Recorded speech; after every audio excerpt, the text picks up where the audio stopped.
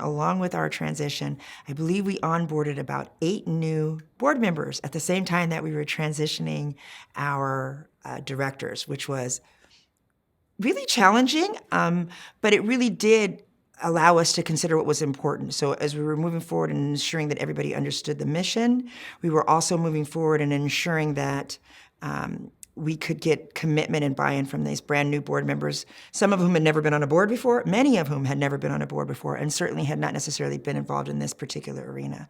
So we really made a concentrated and concerted effort as we were making the transition to ensure that our board members understood what we were doing. We had a couple of really powerful retreats. We had a retreat that took us to Alabama, where we went to the Equal Justice Institute, and it really rooted our board, many of whom were new board members, into understanding what the mission was and really feeling it at a soul level.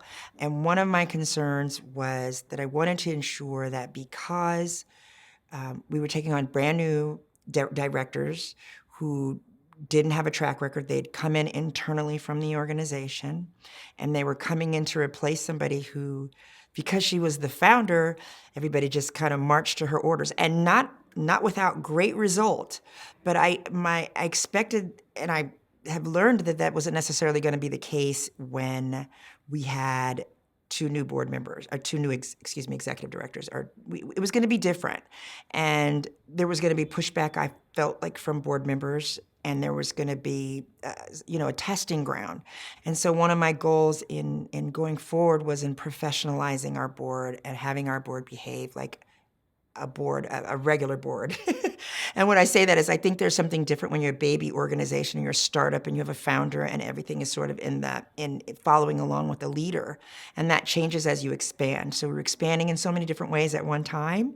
It was really important to ensure that we provided a structure and an understanding how the organization worked and what our roles were, what our respective roles were.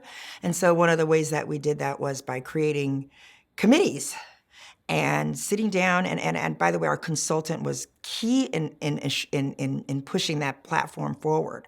And it's been really spectacular how these committees have allowed people to learn about board participation, allow people to learn about responsibilities and the respective responsibilities of board members and the directors. It's been really a successful sort of transition in terms of that. It's been really great.